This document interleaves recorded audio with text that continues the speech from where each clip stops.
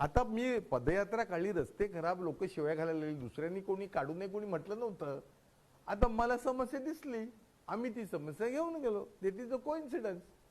आणि शेवट माझं तर मत आहे, सगळ्यांचा आदर राखून मी म्हणेन, आता राजकारणाचा पोतच बदललाय साहेब. आता किती धांदल करतात, पहाटे पहाटे 4 वाजेपर्यंत उद्योगमंत्री उमेदवार जाहीर करतात, इकडचे पळव तिकडचे पळव, ह्याला धनुष्य दे त्याला खाली. आमच्या ह्या कोरगाव तर काहीला काल तर एक विषयाला पण सांगतो, मागं घेण्याकरता तुझा मुलग्याचं काहीतरी झालं, आजारी पडलाय, 2 नंबर शाळेत असतो म्हणून कोणतरी फोन केला, ती बिचारी धावत गेली, तिथं 4 टगे होते, तेव्हा तू मागं घे, 5 का 10, 10 का 15, 15 का 20. काय वाटेल दिस, काय चाललंय.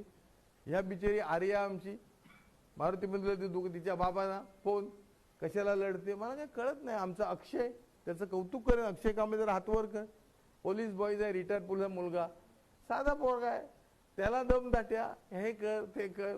पण आता तुम्ही नगराध्यक्ष पदासाठी त्यांच्याकडनं पाठिंबा अजून मागण्याच्या कोणाकडून कोणाकडून आमच्यातून कोणी नाही बाय. हा बघा जवळ आहे शेजारी, असं काय करताय.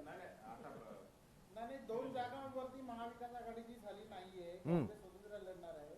बरोबर प्रश्न आहे. नगराध्यक्ष पदासाठी मत मिळवण्यासाठी तुम्ही काही रिक्वेस्ट 100% कसं आहे, हे राजकारण आहे.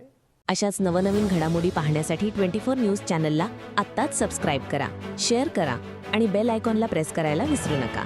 आणि हो, तुमची प्रतिक्रिया देखील कॉमेंट बॉक्समध्ये नोंदवा.